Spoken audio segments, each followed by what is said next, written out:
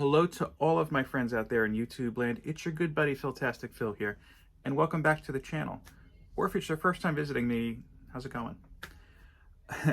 Just a short video today, not really about comics, a little bit about artwork, but really something kind of bigger. In case you're unaware, I am one of the artists who recently contributed to the Comics Curing Cancer art book that will be for sale at Heroes Con in just a couple short weeks.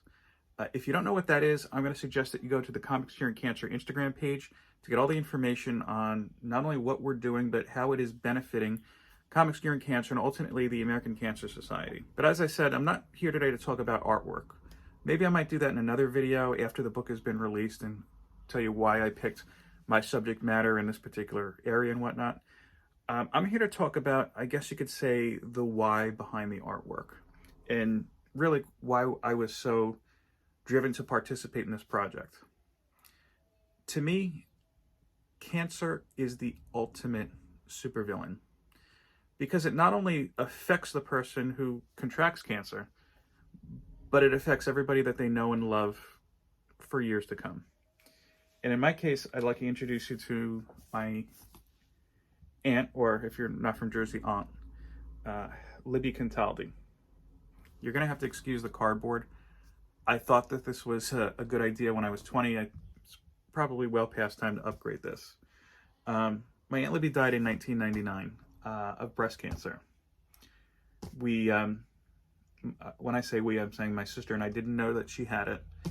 Our family, I guess, did a really good job of kind of keeping that from us for what it was worth. But my aunt was just, she was the really, my aunt was the cool teacher, okay? She taught 7th and 8th graders history, world history, U.S. history, and I mean, really, to make history exciting or palatable, at least for a 7th and 8th grader, is an achievement in its own, but she was also the cheerleading coach, the yearbook advisor, and she was the kind of teacher you knew that if you had her, you were lucky. That being said, me knowing her as her nephew, and I would imagine my sister feels the same way, I mean, we felt like we were the luckiest kids ever. She was somebody who was just very fun to be around. Somebody who always took the opportunity, I think, to speak from the heart. You'll notice I have here a greeting card. One thing you may not know about me is if you ever send me a card, whether you're from the comic community or just a family member or a friend, I hold on to it. And I was going to read a card she gave me the last birthday that she was here, but I couldn't do it. So instead I figured, let me just say here. She's been gone for now 25 years.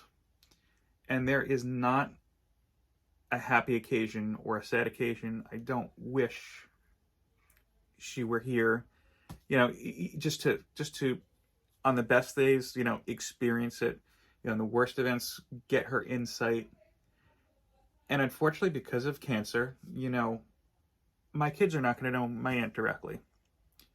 You know, all they're going to have is stories from me and my sister and my mother, and of course the pictures and greeting cards I still have. So when I was doing my piece, which again, you're not going to see in this video, every time I drew or took a stroke, and this was the only piece, I'll be honest with you, that I've done maybe 3 or 4 times because it just was never good enough for me, because I kept saying in the back of my head, this is for Aunt Libby, this is for Aunt Libby. Every time I drew, I thought of her. And it's almost like she was there with me. And I'm not going to get spiritual or anything with you, but I firmly believe in good times and bad. And, you know, really almost all the time, she is here with me. I mean, look, that's my story. I'm sure we all know at least one person who unfortunately has succumbed to cancer or been affected by cancer. But that was my why, basically, in doing my art piece. So look, if you're going to be in Heroes Con in June, go ahead and stop by the Comics Curing Cancer booth. That's booth number 1769. put a little extra money aside. They're not expensive. Get the book. It's filled with some great artwork by members of this community. And I should say, not all the great artists in our community, because there are a few I would have been like, that would have been so cool to see them do this or that.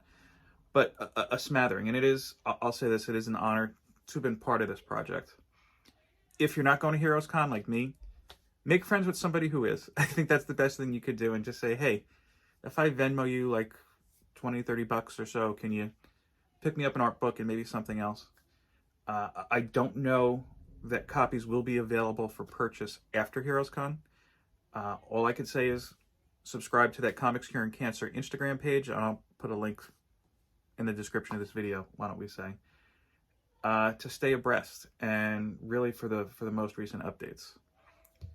Well, I think that's all I have for you today. I appreciate you giving me a little bit of time today. And look, no matter what you do or who you know who's affected by cancer, my best advice is, look, even if you don't have pictures glued to a piece of cardboard and greeting cards that are, so old they're starting to yellow, keep them in your heart. Then you'll never forget them. And it'll be like they never left. Thanks again. Peace, love, and comics.